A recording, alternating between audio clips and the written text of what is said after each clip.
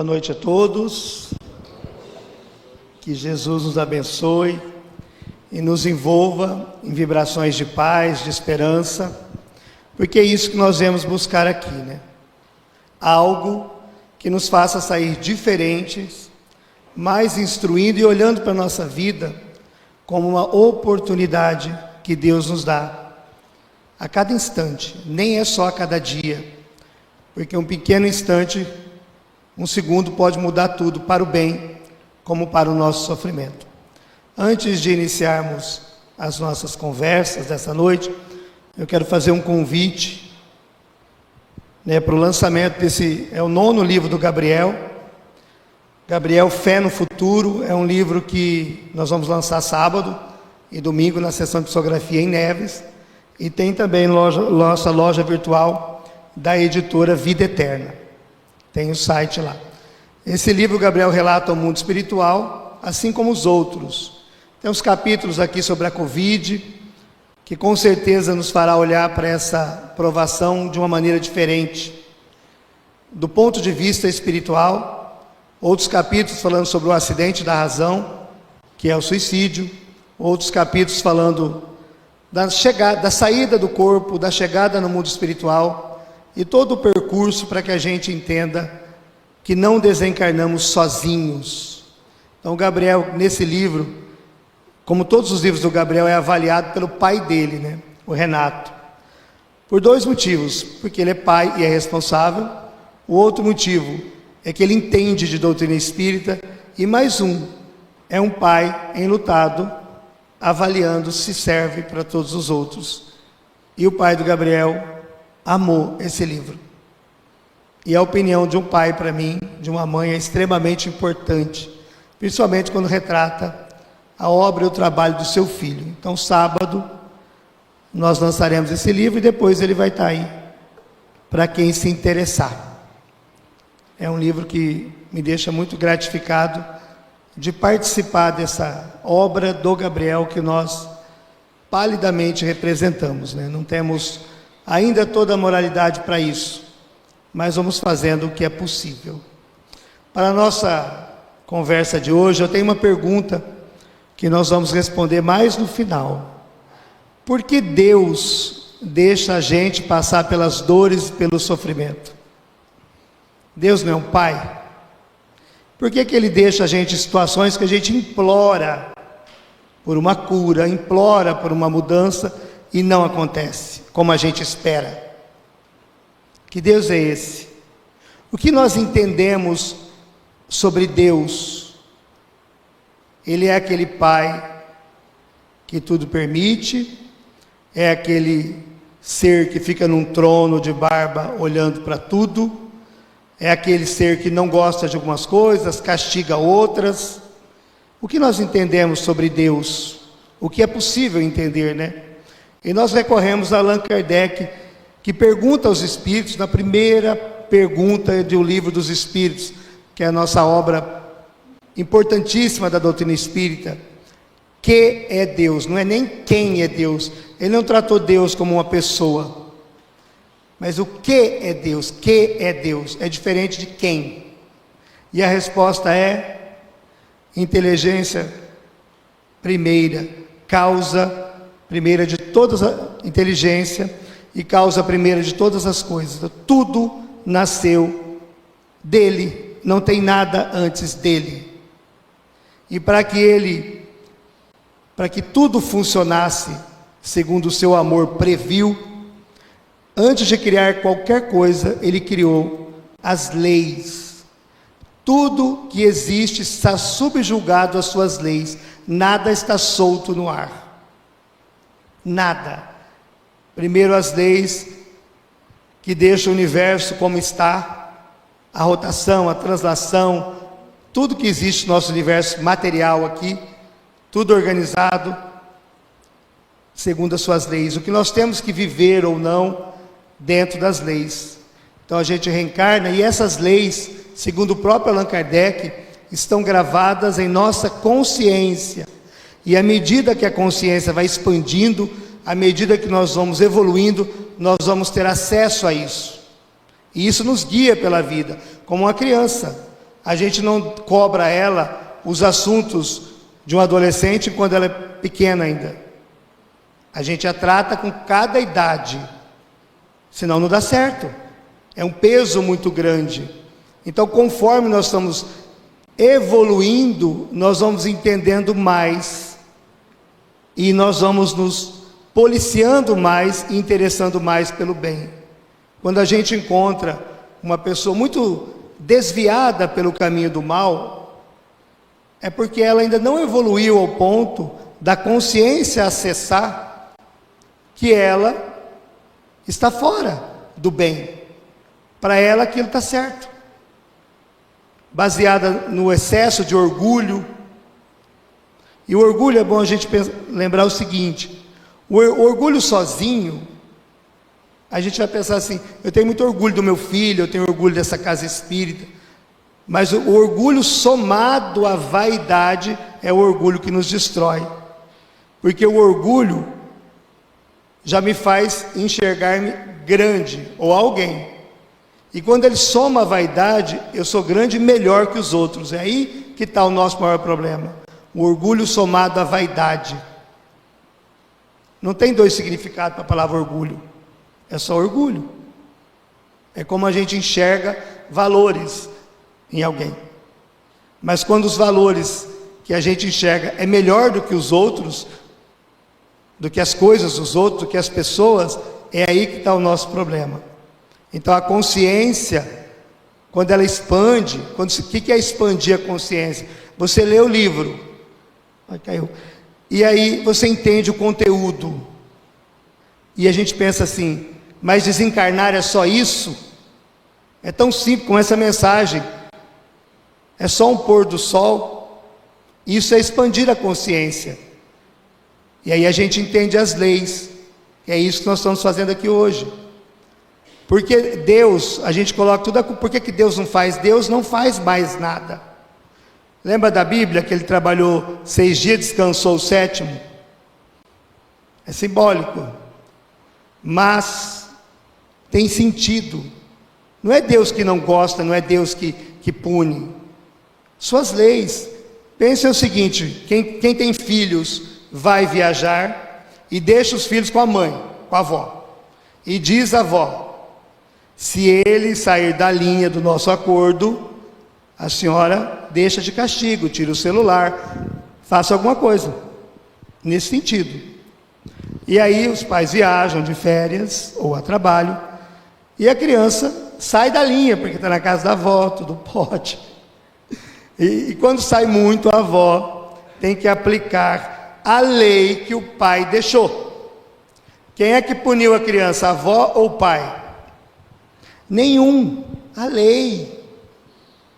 A lei. Só foi aplicada a ordem do pai. O pai está longe, não foi ele que fez. Mas ele criou a lei. E a mãe e a avó aplicou a lei que o outro fez. Entende que não tem Deus no meio? Tem a lei. Isso não tira a paternidade. A nossa filiação continua com Ele.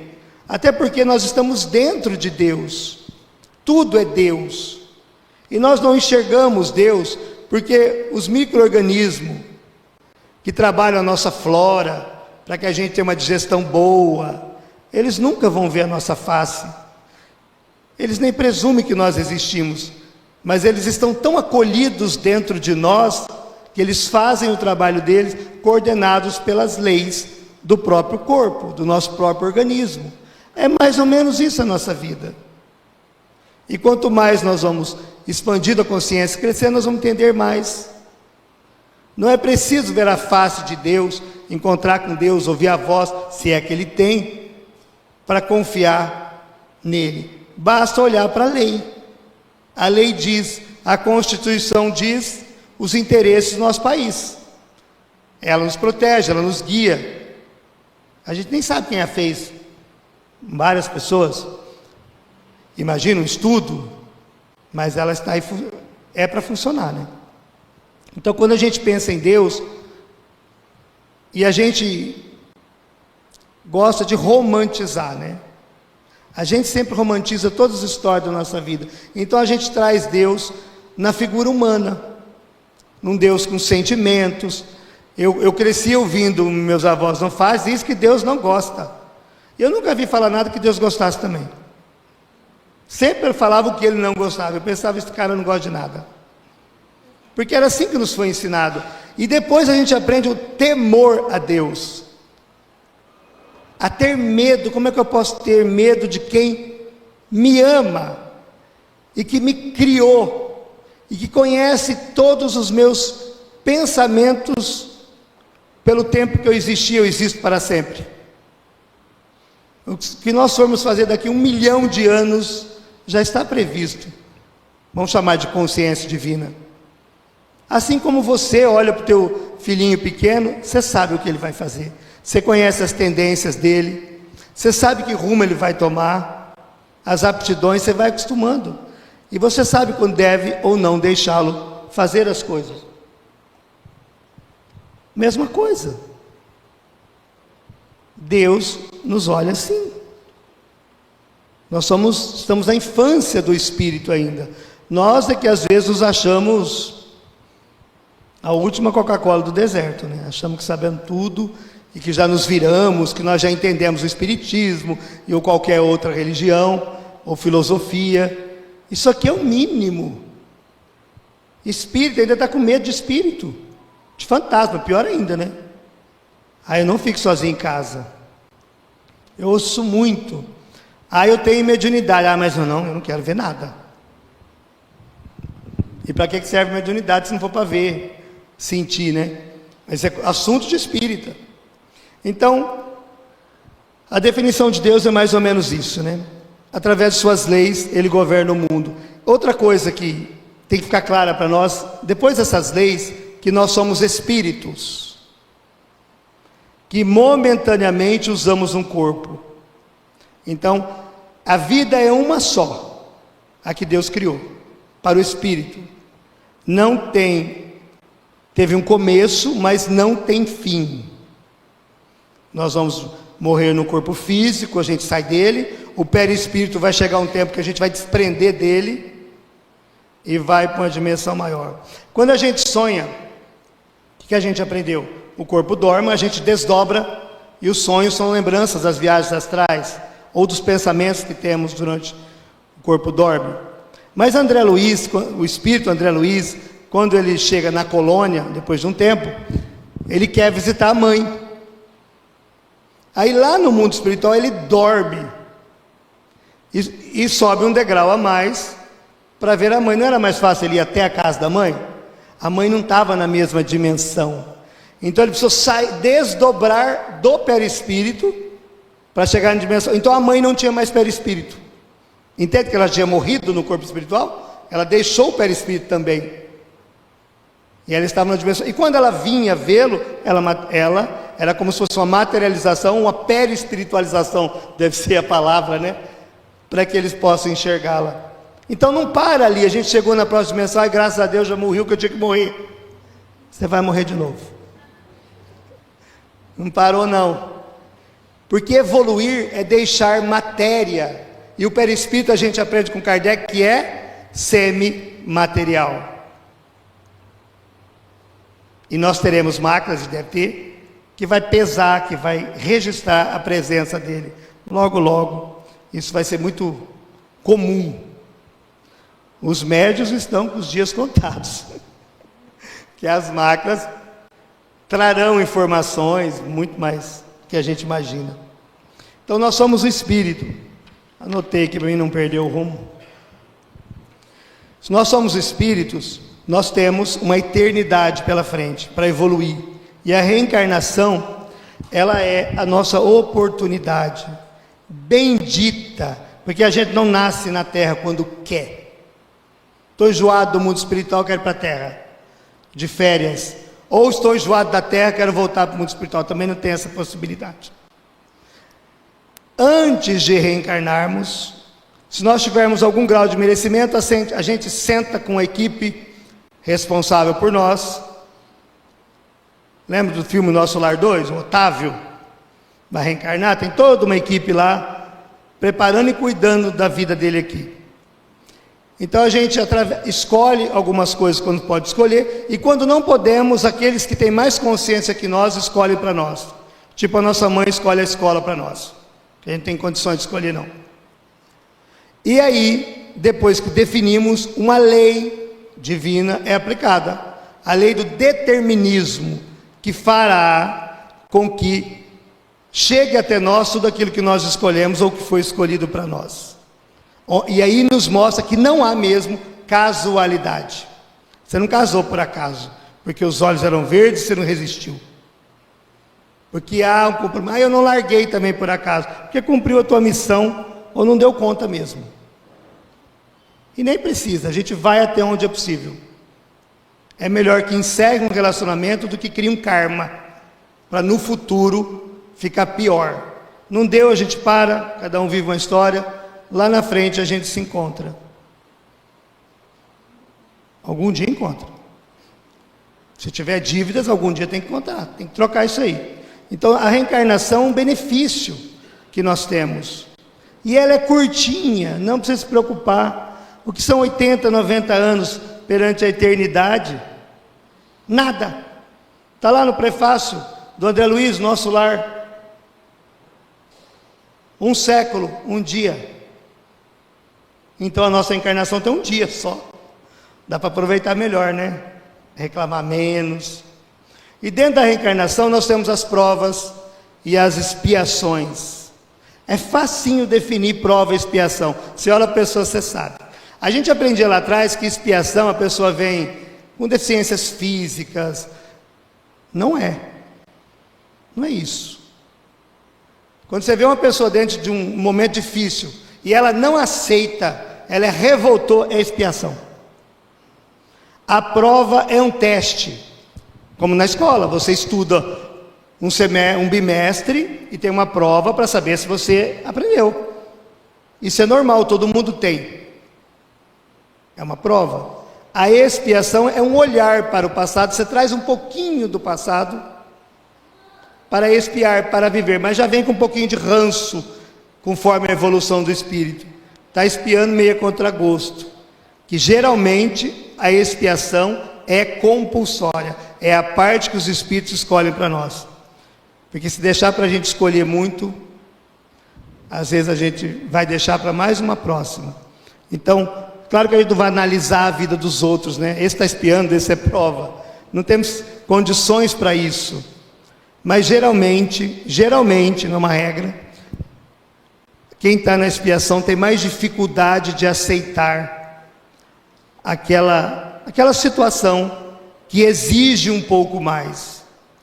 Ela exige do coração, do íntimo. Aquilo é meio amargo mesmo, é o remédio. E todos nós temos algo a expiar. Não olhemos para a pessoa antigamente e falamos, a pessoa veio com dificuldade intelectual, está espiando o passado.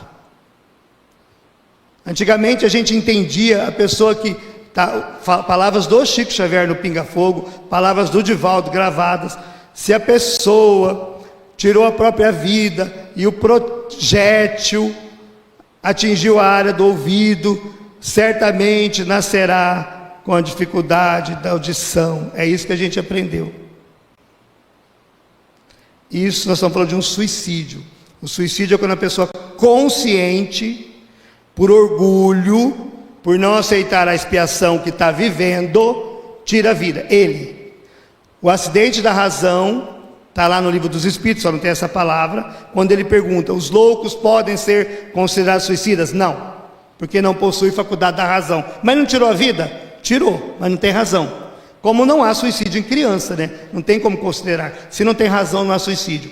Há o ato de tirar a própria vida, mas no mundo espiritual não é considerado. O acidente da razão, é quando falha a razão. A pessoa está obsediada, com excesso de droga, com transtornos psicológicos, e quem estuda, entende um pouquinho de psicologia, um pouquinho de psiquiatria, comum, a gente vai ter hoje o transtorno borderline, está na moda, o transtorno de border. O primeiro item é a ideação suicida, mas a pessoa não quer morrer, ela não quer viver, mas não é morrer, ela não quer ficar ali. E esse transtorno, Geralmente ele vem porque são ex-suicidas. O Chico Xavier diz que o suicídio é um vício que a gente leva. Está lá no livro, acho que é Vida, Reencarnação e Vida. Olha, faz 30 anos que eu li. Reencarnação e Vida, do Chico. Está lá, que gera um vício. Tem uma história bem boa de explicação, mas bonita ela não é. Então ele já vem com o vício. Então ele não veio com deficiência intelectual, não veio fartando perna, não veio com deficiência auditiva, nem cego. É dentro dele que ele luta. Ele está lutando com o vício, porque ele não se matou. Em alguns casos ele se deixou morrer pelos excessos. É o suicídio inconsciente. Entra do mesmo jeito. Então a gente tem que entender um pouquinho disso para a gente não condenar.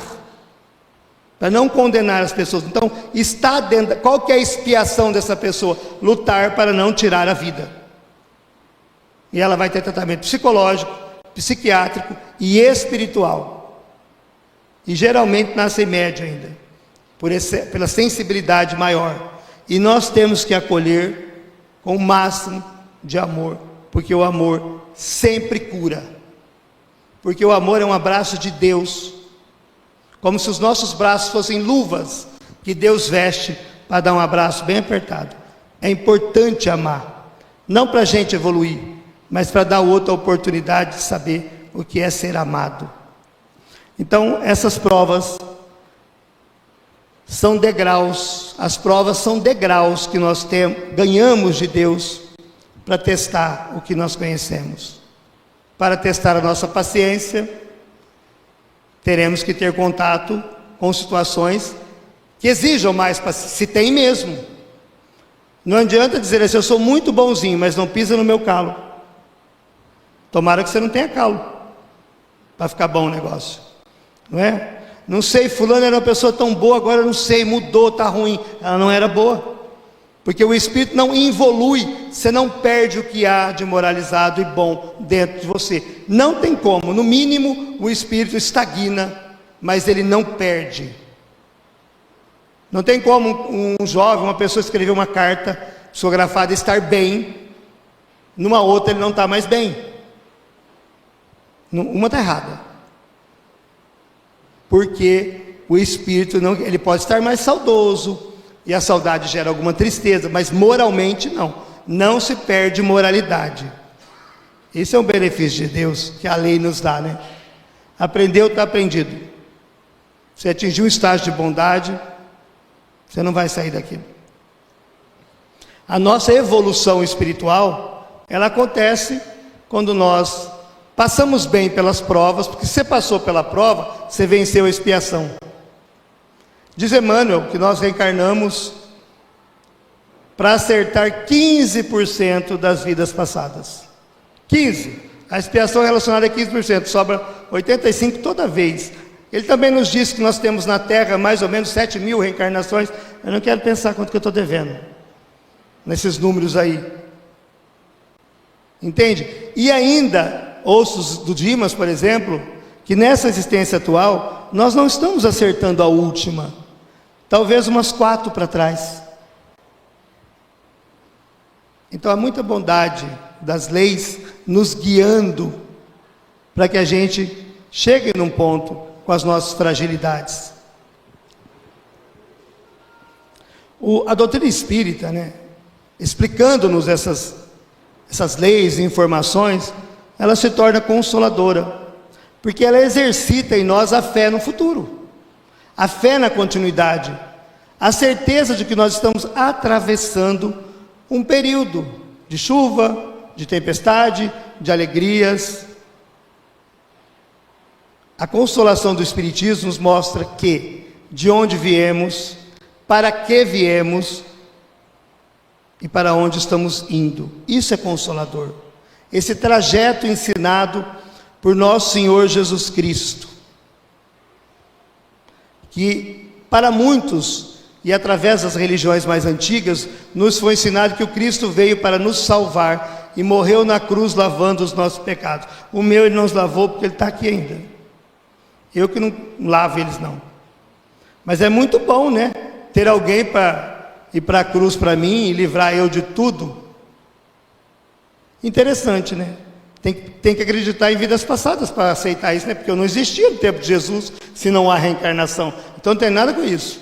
Ele lavou do povo daquela época, que já tinha feito. Dali para frente o povo está sujo. Pensa. Então quando você assume que isso é porque a reencarnação acontece, você já tinha que existir para continuar esse efeito para dentro de nós. Mas não é assim. A mensagem maior do Cristo na cruz é de vida eterna. Ele não morreu. E ele deixou claro isso, toda a sua vida, dizendo de onde eu vim, para onde eu vou, de lá eu enviarei o Consolador. É sempre um movimento. O meu reino a traça não come, né? A ferrugem não corrói, na terra tudo corrói. Então está dizendo que é um mundo espiritual, em outras palavras. As parábolas todas direcionam para a vida eterna. O Cristo veio nos falar de uma vida eterna, desse caminho que nós estamos vivendo. Porque Ele nos salva, porque a sua mensagem é salvadora, nos faz olhar, Ele nos fez olhar para Deus como nosso Criador e Pai, e não como aquele monte de deuses que tinham à época. Você tinha que matar um pato para ele curar a tua doença. Está lá no filme de Paulo, né? A menininha fica doente, ele mata o coitado do marreco, entregou para o Deus dele não fez nada, Paulo teve que curar. Nem precisou ir tão longe. Então ele veio nos trazer, quando Cristo, quando disse que nós somos filhos de Deus, automaticamente Ele nos transformou em irmãos. E vocês acham que os reis da época, os poderosos, gostariam de ser irmão dos plebeus, dos pobres, dos bandidos? Jamais. Sangue azul, não mistura. Vamos matar esse Cristo rápido. Isso não é bom para nós. Mas fica a mensagem de vida eterna, a mensagem de consolação e a mensagem de amor do Cristo. Ela continua vibrando entre nós. Por isso nós estamos aqui. Por isso Ele continua nos salvando. Por isso o Espiritismo é consolador. Porque Ele nos mostra Jesus como realmente é, e não como um espírito inacansável, impossível de chegar perto, mas como Jesus que nos conhece pelo nome, igual Ele fazia. Por que Ele dizia, João, filho de Alfeu? Ele está querendo nos dizer que Ele te conhece, o seu, teu pai, tua mãe, tua família, de onde você veio, todas as suas reencarnações. Nessa série que está passando, The Chosen, é muito claro isso, né? Mas as pessoas ainda preferem achar que é ficção. Elas não gostaram, muita gente não gostou de um Jesus sorrindo, de um Jesus alegre. E a alegria é a frequência de Deus. Nós aprendemos a orar de que maneira? Na tristeza. Senhor, veja como a gente embarga a voz, até para palestra. Uma grande maioria, Senhor, porque eu sou um coitado. Olha como a gente se vê. Ser filho, nem um filho é coitado. Então a gente pede e entra numa vibração tão triste e não conecta nunca com Deus. Mas então eu aprendi errado, aprendeu. O seu filho pequeno, bebê, que não sabe falar, ele fica te pedindo mamadeira? Ele chora. Chora, mas nem sabe que está chorando, chora por fome.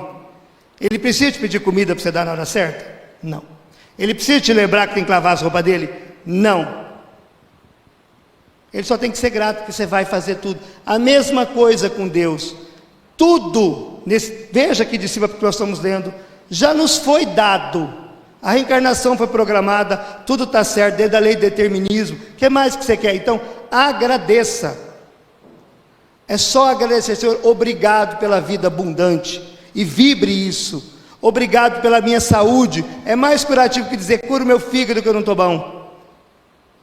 A gente gera pensamentos de sofrimento na hora que teria que ser mais elevado. Lembre-se que a vibração de Deus é a vibração da alegria. Chico era alegre, embora abraçasse e chorasse com as mães, mas ele era pessoa alegre. Allan Kardec era alegre, lê a história dele. Jesus era. Irmã Dulce tocava sanfona e ria. Nos filmes de Madre Teresa, a alegria dela. Por que nós temos que ser tristes quando estamos orando e mais próximos e conectados com Deus? A frequência de Deus é da alegria. Quando nós estamos nos momentos mais tristes, veja como a prece é ligada à tristeza e sofrimento. A conexão com Deus é triste, do jeito que está. Você vai num velório, tem oração, que é um momento triste, para encaminhar essa pessoa que já tem o caminho dela. Nós é que precisamos da oração. O professor Rodrigues me ensinou algo, entre tantas, que eu nunca esqueci, o professor Rodrigues daqui. Eu estudei aqui, né, para quem não sabe. Eu estudei aqui com ele. Eu tinha 18 anos, faz 30. Mas ele nos diz e ensina que a prece deve ter uma adequação íntima. Nunca esqueci isso, porque a coisa mais sábia que eu ouvi carrego a vida inteira, 30 anos eu lembro. O que é uma adequação? Você adequa o seu coração para estar perto de Deus. E quando a gente está nos lugares de sofrimento, a gente ora, lê a Bíblia, ora. E quando está numa festa, tenta fazer uma oração numa festa. Antiquado, ridículo, você passa vergonha. E ninguém te acompanha. Dia de festa, tem essas coisas. Percebe? Nós não entramos na frequência de Deus, porque Deus não pode participar da nossa alegria, da nossa cerveja, do nosso vinho, do nosso churrasco, da nossa interação. Não tem nada errado. Tem aquilo que se adequa à nossa vida, por um período. Quando está mais bom, a gente troca. É esse o caminho. Então a frequência de Deus é a da alegria, e nós estamos a da tristeza para falar com Ele. Para que pedir? Quando Jesus diz assim, se tiveres que orar, vai no teu quarto, se tranca e conversa com Ele. Não mandou pedir, mandou conversar. Então agradeça. Quando você agradece, mais das mesmas coisas serão dadas. Por quê? Porque você começa a olhar, você cria sintonia com isso. Você tenta comprar um carro vermelho, você vai ver só carro vermelho. Por quê? Porque você entrou numa sintonia com o carro vermelho. A neurociência explica isso. Você está focado. Carro vermelho, carro vermelho, carro vermelho. E você vai ver isso. Porque você entrou nessa frequência. Pode ser qualquer coisa. Pode ser uma doença. Pode ser a falta do dinheiro, a crise, seja o que for. A gente entra nessa frequência e quer levar isso para Deus. Ele não quer. Porque Ele já está cuidando de tudo isso aí. Então agradeça. Porque está tudo certo. Pode ser que você não enxergue como bom. A prova não está boa. Mas nós estamos crescendo com isso. E por que Deus nos deixa sofrer? Ele não deixa a gente sofrer. Quem tem filho aqui passou por isso. Somente o pai. Com 2 meses ou antes, a gente leva para tomar a quadrivalente.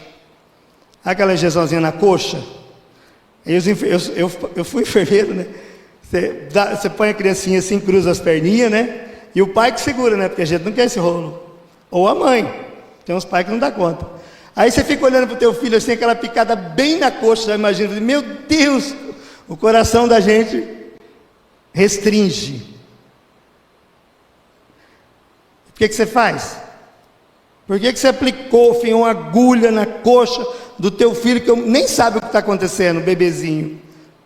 Porque é para que ele tenha saúde, uma vida boa, para que ele cresça saudável, para que ele possa brincar, para que ele possa ser feliz, para que ele possa tudo. Entende? Não é um sofrimento, é um benefício.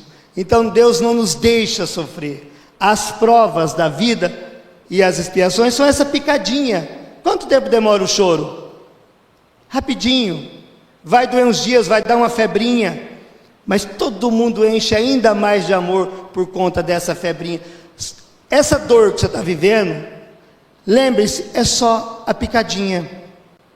É só uma picadinha que te salva de muitas coisas lá no futuro. Se Deus tivesse me dado, o ano passado, não faz tempo, tudo que eu pedi a Ele, hoje eu estaria com grandes problemas. Mas muito grande. Então nós não somos abandonados por Deus. Nós precisamos entender a nossa conexão com Ele. E tem que ser a do bem, a da felicidade, a da alegria. Devemos conversar com Deus quando estamos lúcidos, porque no desespero ninguém está lúcido. No sofrimento muito agudo, nem sempre a gente está com a cabeça boa para escolher qualquer coisa. Mas quando nós estamos alegres, quando nós estamos bem, nós podemos escolher melhor. Nós temos uma vibração melhor para fazer as coisas. Nós precisamos olhar para Deus como aquele que guia a nossa vida através das suas leis, e está tudo certo. Mas Deus, as leis tiraram o meu filho, então o teu filho não pode viver uma vida melhor do que esse planeta de expiação e prova. Você não quer isso para ele? Ou você tem apego à forma material, o medo do esforço de entender que a vida continua, porque a gente vai ter que se esforçar muito. Mas eu sinto falta física do abraço. É natural. Pessoas brilhantes e importantes deixam essa falta em nós. Pessoas que nos ensinaram a amar. O Dimas nos diz assim, nosso mentor, que a gente conhece o verdadeiro amor, o máximo quando nasce o filho, e a verdadeira dor quando devolve o filho. Porque a gente ama o nosso cônjuge, tanto ama que a gente deixou até a nossa mãe para trás e o pai. A gente trocou de vida. E olha que a gente achava que era o amor maior. Aí nasce um filho. O marido já ficou em segundo plano. Na hora. E a esposa também. Tudo é para aquele. Esse é o amor. A gente vai entendendo isso. É a prioridade. O amor, ele surge para nós e se mantém na admiração. Enquanto você admirar uma pessoa, você a ama. O dia que a admiração cessa, você só caminha do lado. Você não vai fazer mal, não é tua índole, mas a gente vai empurrando com a barriga. Pelos filhos, pela comunidade, né, pela zona de conforto, pelo respeito, pela consideração. Mas é a admiração que faz os nossos olhos brilharem por alguém. Não é porque a pessoa tem que ser grande, não é isso, mas é porque eu enxergo isso nela, eu admiro ela. Nós admiramos os nossos filhos. O primeiro passinho, o primeiro mãe, o primeiro pai, isso é admiração. E quanto mais a gente cuida, a gente exercita esse amor gratuito, porque descobre que está grávida, já é tudo, nasceu, é gratuito, ninguém nos ensinou, ninguém nos obrigou, ninguém pediu. De onde saiu? Da nossa natureza, do conhecimento do passado, que nós já conhecemos as pessoas. Em todas as vezes que eu falo, eu gosto de definir o amor por um pouquinho do que eu aprendi, que é atenção, gentileza, respeito e confiança. Gente, isso é muito importante. Esse é o amor do Evangelho. Porque a gente diz assim, eu não consigo seguir o Evangelho, porque amar todo mundo eu não dou conta. Eu nem gosto de todo mundo, né? E ninguém aqui gosta também. Pode fazer essas carinhas de bonzinho, não. Todo mundo tem alguém que o santo não bate, a culpa é do santo, né? Nós não temos nem culpa nisso. Então o que é? Eu te dou atenção, você me dá atenção. Eu falo que pessoa legal, atenciosa. Se a pessoa é atenciosa comigo, eu vou ser gentil, por que não? Dentro da gentileza é o carinho. Gentileza é carinho, não é dar coisa. Então você é atencioso comigo, carinhoso comigo, eu te respeito, que é o quarto item. E se eu te respeito como ser humano, com as suas escolhas, com as suas ideias, eu confio em você. Eu confio que você é um filho de Deus e está num processo de evolução. Não é confiar e levar para casa e emprestar dinheiro, é confiar que ele está no mesmo processo de crescimento que nós. E por que esses 4 itens provam que é o amor? Tira a atenção de dentro do relacionamento. Você não tem tempo mais para mim, você não me visita. Tira a gentileza. O que sobra? Falta de educação. Amor, passa o controle. Pega. Não vou fazer mais nada. Se vira. A gente não falava isso quando casou. De onde saiu esse se vira que não estava no cartório? Não tinha isso escrito. Mas falta a gentileza, que às vezes não custa fazer isso. A pessoa realmente está cansada. Eu não sou teu escravo. Tira o respeito de dentro do relacionamento. O que sobra? Nada. Porque se não tem o respeito, não tem atenção, não tem gentileza. E se não tem a confiança, nós não casamos com a melhor pessoa do mundo. com o ser mais evoluído. Casamos com aquele que dava certo com o nosso padrão. Então eu confio que do mesmo jeito que eu estou crescendo, ele também. As lutas são iguais. E nós apoiamos uns aos outros. Isso é o amor. Então quando alguém te para no semáforo, e Jesus mandou amar o próximo, família não é próximo, família é obrigação. Você não faz caridade para sua mãe, você tem a obrigação de fazer por ela. Você não faz caridade para o seu filho, você não faz caridade para o seu marido. Eles não são próximos, eles são dentro. Tá? Pensa bem nisso. Caridade é lá fora. Eu faço para vocês para mim. Mas dentro de casa não. Tem que ser. Então quando você para no semáforo, vamos pensar assim: a pessoa que te veio deu um guardanapo, seja atencioso. Fecha o vidro, eu não quero. Já fecharam o vidro na sua cara? Você sabe o que você sente? Vontade de matar, mas não precisa falar. Xingar também não precisa falar. Seja gentil, olha, você não precisa comprar tudo. Eu tenho um estoque de guardanapo lá para Encarnação. De tanto que eu já comprei aqui na esquina do Rio Preto Shopping. Eu já até fiz amizade com o rapaz que vende lá. Eu pego até telefone. Isso é atenção, é gentileza. Respeito, ele é um ser humano que está ganhando da maneira que ele conseguiu. E eu confio que com aquilo ali, ele sustenta a família dele. Quando a gente vai, uma pessoa pede, é para usar droga. Lembra do Chico Xavier? Quando alguém lhe pediu um copo de pinga dele, uma garrafa. Eu falei, Chico, você está louco? Não, que se ele beber uma garrafa, vai dormir quieto. Você, uma só, ele vai atazanar todo mundo. Do Chico, pinga fogo. Está lá. Aí diz assim, não, tem uns assim, para comprar droga. Você sabe o que é? Se fosse para comprar um pão, o que mudava? Você não está colaborando com o desencarne dele. Os outros já colaboraram com isso. Você só está mais um. É o assunto dele. Se você tem, dá, não julgue. Até porque a droga, o álcool, está escondendo o quê do sofrimento daquela pessoa? O que os vícios estão escondendo? A gente não sabe. A gente não sabe que a pessoa chegou ali porque está ali. Então, isso é confiança. Ele vai seguir o caminho dele. Isso é caridade. Eu vou levar uma cesta básica para uma pessoa. Esses dias me contaram, eu fui levar uma cesta básica para a pessoa, levei uma cesta básica. Dependendo da quantidade de gente que tem em casa, não dá para 15 dias. Aí eu fiquei sabendo, levei na quinta, que no sábado a pessoa estava participando de um churrasco, nós temos uma vaquinha para ajudá-la. Quer dizer, quando você faz caridade para alguém, você exclui ela de qualquer festa. Está proibida de ir festa a partir de hoje porque eu te dei uma cesta. Sai fora, está doido? Você comprou a vida, e as pessoas pensam nisso. Eu nunca mais vou dar. Gente, ele não pode ter uma alegria. Você quer que ele faça um arroz e cante parabéns? A panela de arroz. A gente não tem que julgar o que a pessoa... E a gente julga. Chega numa casa... Eu já fui levar a cesta básica. Hoje eu não faço, é o Bruno que faz. Não dá tempo assim, mas... Eu cheguei lá, a casa era bem melhor que a minha, o carro bem mais novo que o meu. Eu falei, Jesus, estou errado. Eu com a cestinha aqui, eu vou embora. Naquele período, todos estavam empregados naquela casa. O pai doente, eles perderam o emprego. Era sazonal, era só aquele momento que eles precisavam. E até hoje eles dão cesta no centro ajudando. E já faz anos. Entendem? A caridade é por tua conta e risco.